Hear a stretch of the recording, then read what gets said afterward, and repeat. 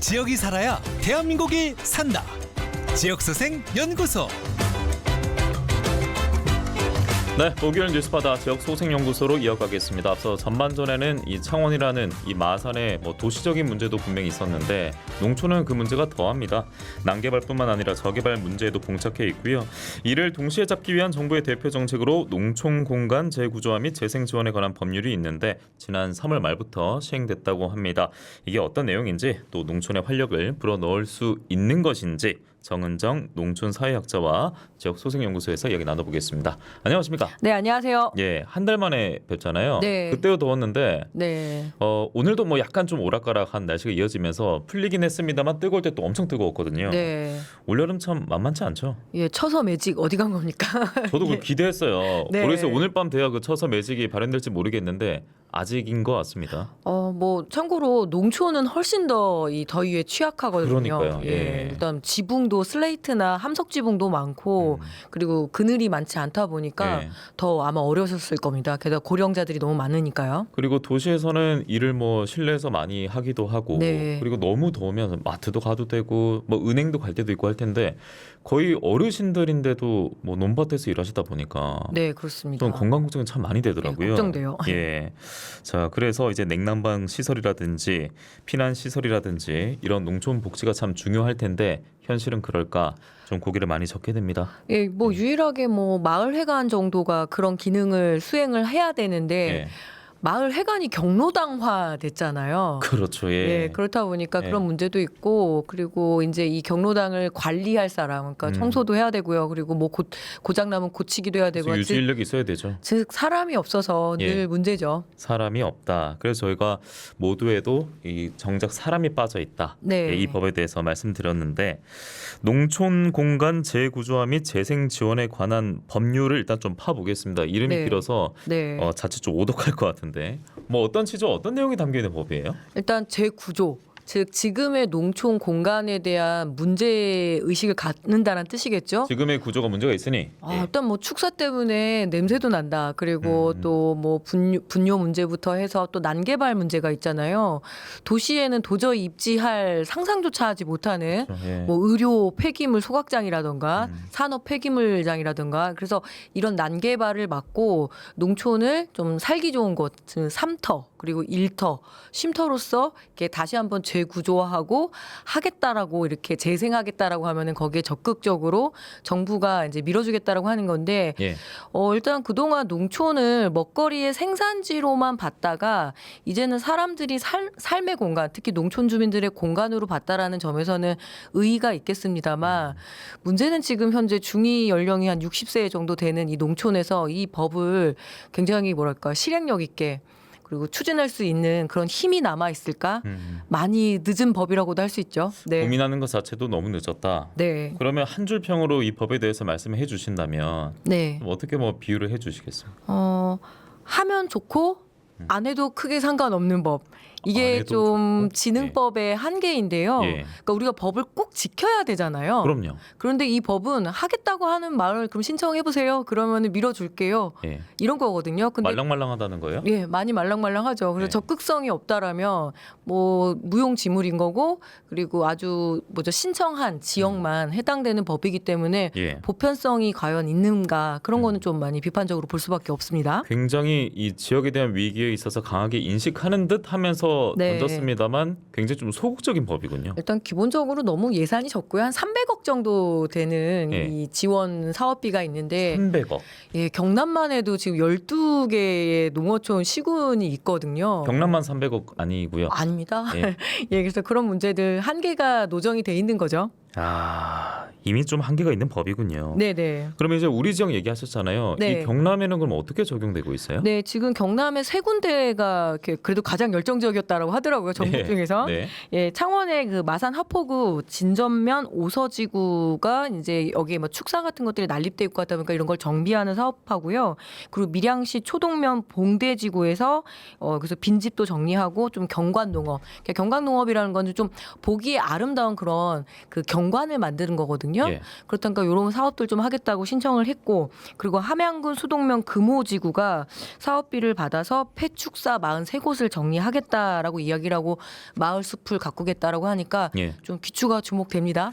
선정된 분들 뭐 주민분들은 뭐 나빠할 이유는 없는 것 같은데. 그럼요. 그리고 지금 네. 정부에서는 모범 사례가 나오게 되면 예. 다른 곳들이 더 많이 벤치마킹 할 거기 때문에 예. 주목하고 있다라고 이렇게 말씀을 드리는데 예. 앞서 말씀드렸다시피 12개의 시군이 있거든요. 예. 그리고 더 면 단위는 훨씬 더 많고요. 음. 근데 이제 이 세 개 지구가 한번 출발해 보는 거죠. 저는 그 사업 예산에 꽂혀가지고요. 네. 예, 300억 가지고 그리고 경남에 이 세 군데 또 나눠서 편성이 될 텐데 네. 과연 이게 참 가능할 것인가? 그러니까 예, 좀 싶었어요. 지역의 역량이 매우 중요합니다. 그러니까 시장 군수들의 역량 그리고 지원들이 필요한데 안 그래도 인구 고령화 그리고 과소화 이야기하는데 그 힘이 있을까? 이게 제가 조금 의심스럽게 보는 거죠. 그렇군요. 네. 기성세대나 어르신들은 지금 작가님 말씀 들으면서 야 이거 뭐 윤정부표 새마을운동 아이가라고 하실 것 같은데요. 그렇죠. 예. 뭐 그 새마을운동 노래 앵커님 기억하시는지 모르겠습니다. 아, 저는 예. 잘 모릅니다만. 저는 예. 압니다. 예, 예. 아, 초가집도 그래요? 없애고 예. 그리고 마을길도 넓히고 푸른 동산 만들어 알뜰 살뜰 다듬쇠. 그러면 지금 이게 농촌공간 재구조화법에도 해당이 되는 걸 텐데 예. 그 당시에 새마을운동에서 없애야 될 것들 뭐요?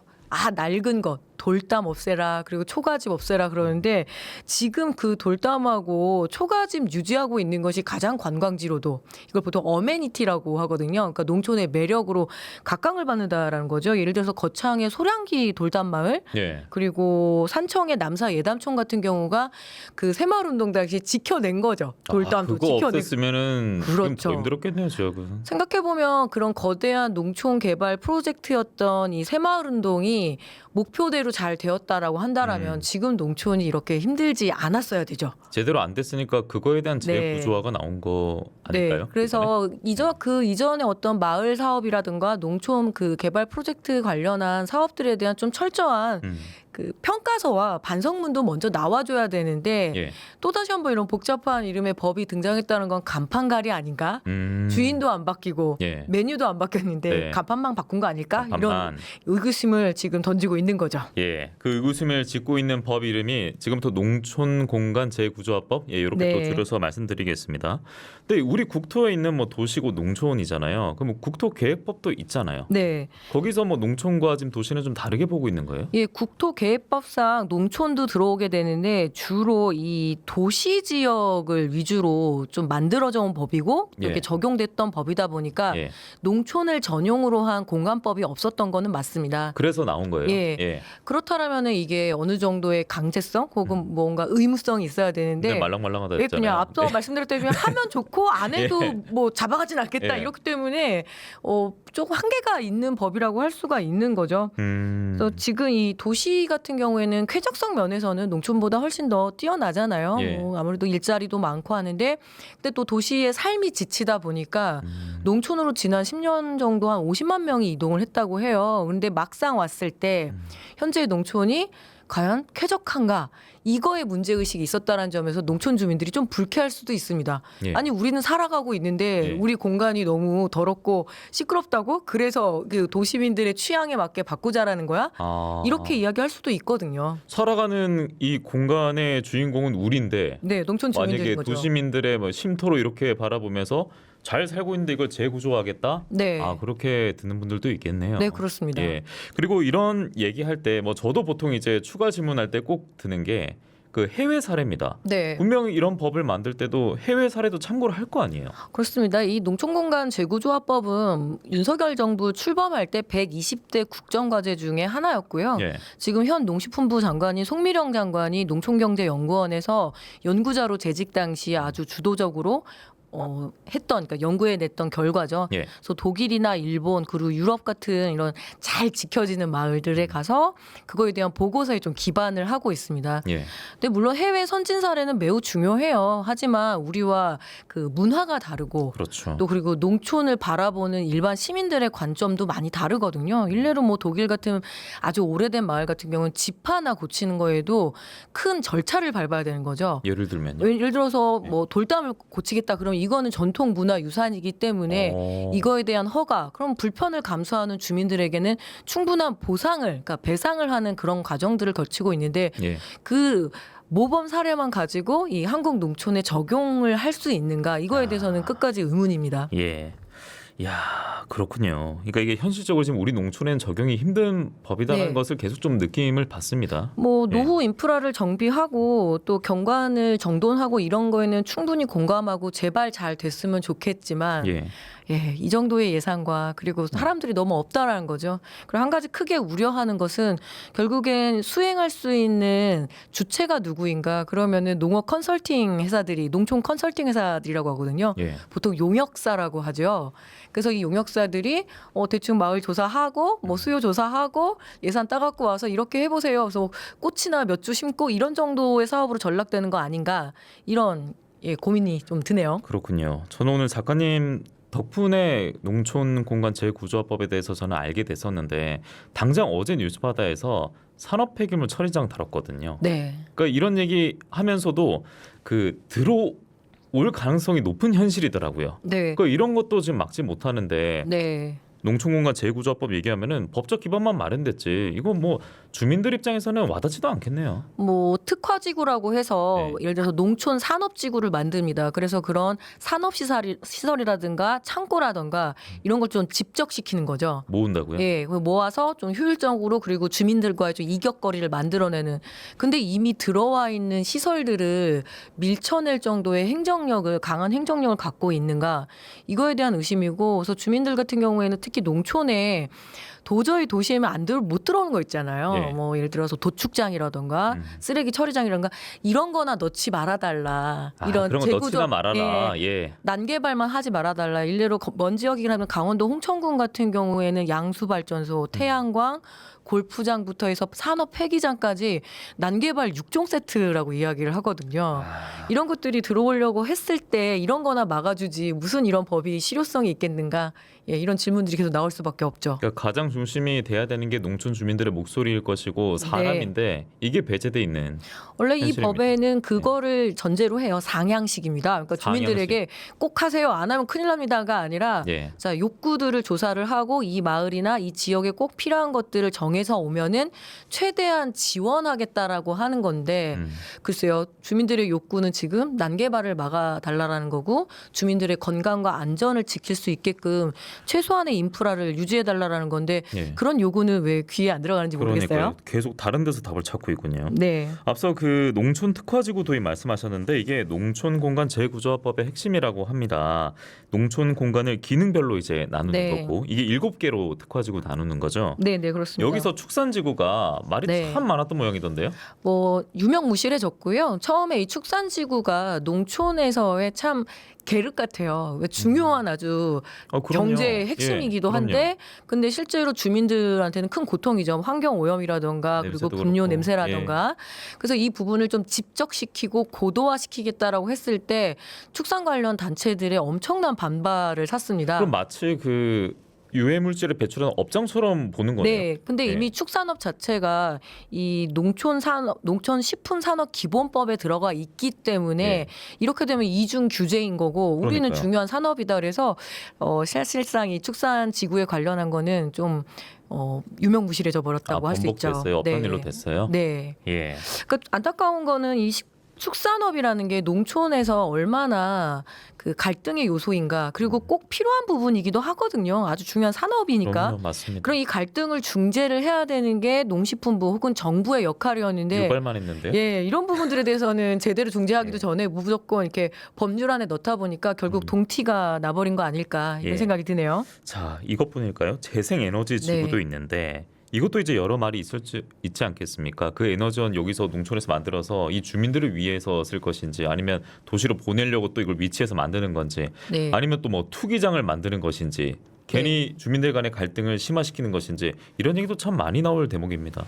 경남 같은 경우 특히 밀양의 그 송전탑 송전탑, 사업이 예. 아주 오랫동안 지역을 정말 이렇게 쪼개놓을 정도가 아주 그렇죠. 깊은 갈등에 예. 아직도 휴유증이 가시지 않았다고 제가 알고 있는데요. 이 재생에너지 지구 같은 경우에는 가장 대표적으로 태양광과 풍력이 있을 거고요. 원칙적으로는 맞죠. 지금 우리가 화석연료에 너무 의지를 하다 보니까 재생에너지를 통해서 탄소 중립도 이루어야 되고 하는데 문제는 이 에너지를 정말 지역 주민들에게 쓸 것이냐.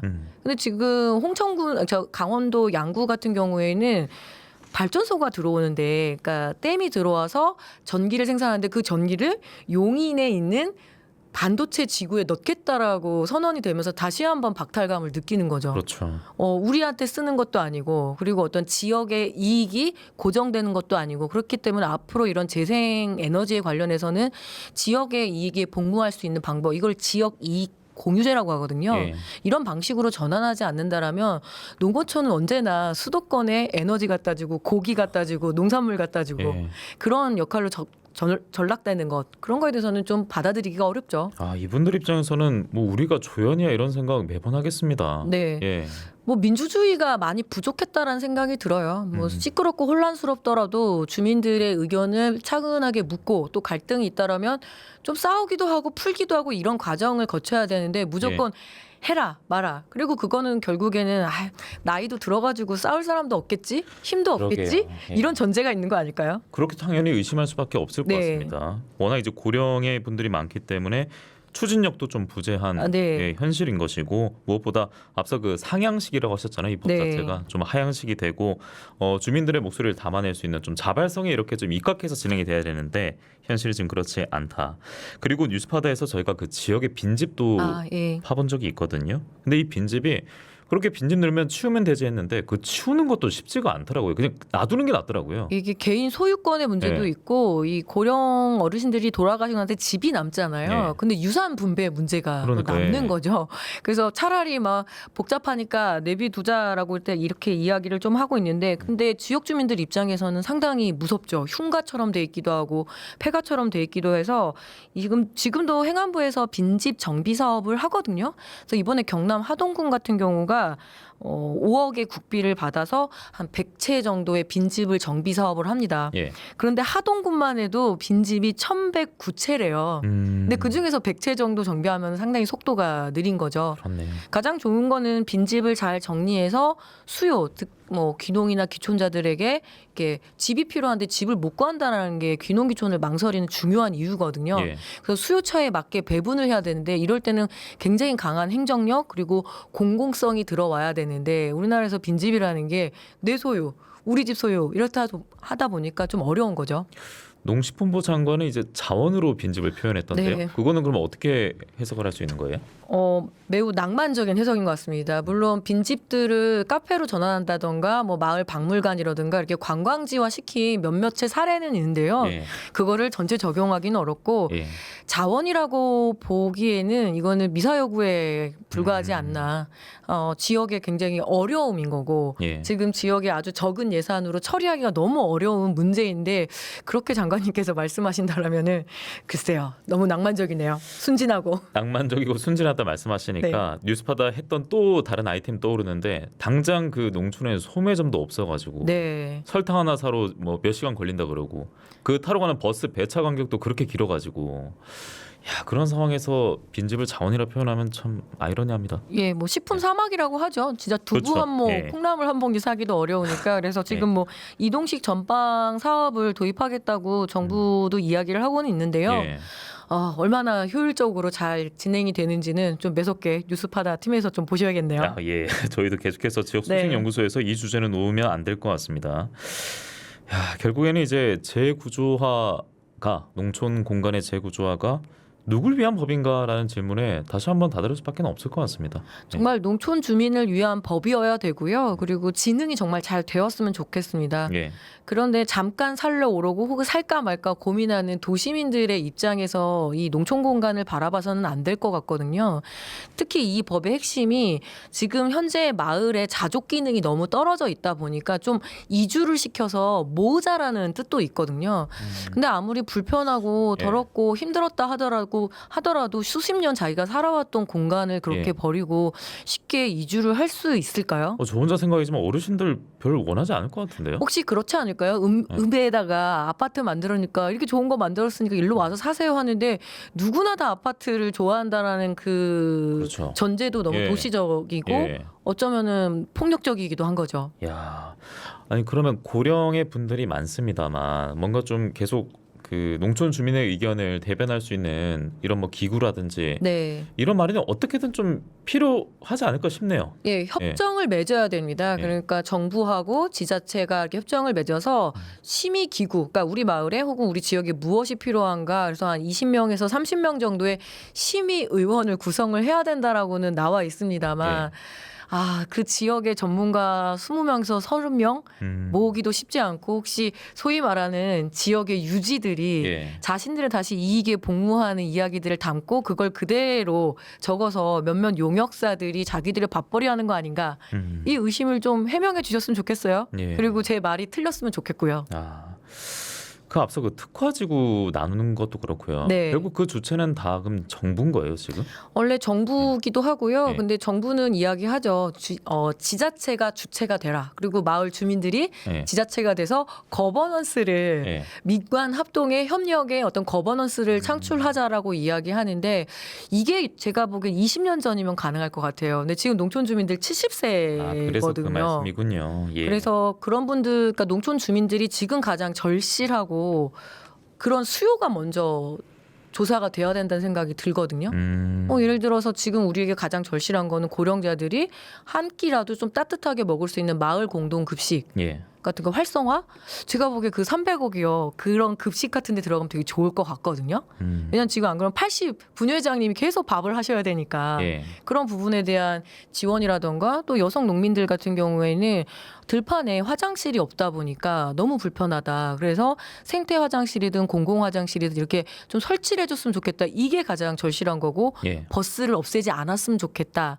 이런 욕구에 맞는 것, 농촌 주민들이 안전하고 좀 생활을 유지할 수 있는 그런 권리들을 유지하는 법으로 좀 나아갔으면 좋겠어요. 예, 마침 지금 1분 30초 정도 남았는데 제가 마지막 질문으로 드리려고 했던 것이 그거였습니다. 앞서 그 300억 총 예산이라고 네. 했잖아요. 그래서 그거를 만약에 작가님에게 농촌 공간 자체가 개선될 수 있는 방향으로 한번 설정해 봐라, 계획을 내놔 봐라 하면은 좀 어떤 의견을 내실까 이게 궁금했었거든요. 네. 앞서 그 뭐 식사 같은 것도 있었고 그리고 네. 화장실 이용 같은 것도 있었고. 그리고 농촌에서 가장 수요가 많고 긍정적으로 평가받는 것이 예. 이불 빨래 사업 같은 겁니다. 이불 빨래 사업이요? 예, 이동 세탁소가 옮겨나면서 그냥 고령자들이 워낙 무거우니까요, 예. 이불이. 그런 것들이 농촌 주민들이 요구하는 거고 이게 우리의 삶을 더 쾌적하게 만드는 거라고 하는데 생각보다 삶은 질기잖아요. 그리고 끈질기잖아요. 더 오랫동안 우리 농촌 공간 지켜주실 거거든요. 예. 그렇다면 지금 돈 아끼지 말고 좀 주민들 정말 실질적인 지원 사업이 되어야 되지 않을까 싶어요. 그래야 참 그 농촌 다움이 이루어질 텐데요. 예, 그리고 그 모습을 보고 나도 이제 저런 농촌에 가서 한번 살아보고 싶다라는 마음이 예. 그때서야 정말 들지 않을까요? 예, 참 국가균형 발전 지역 소생의 분수령의 문제인데 네. 이게 참 쉽지가 않습니다. 예, 그럼에도 저희는 계속 파고 연구할 예정이니까요. 지역 소생 연구소도 많은 관심 보내주시기 바랍니다.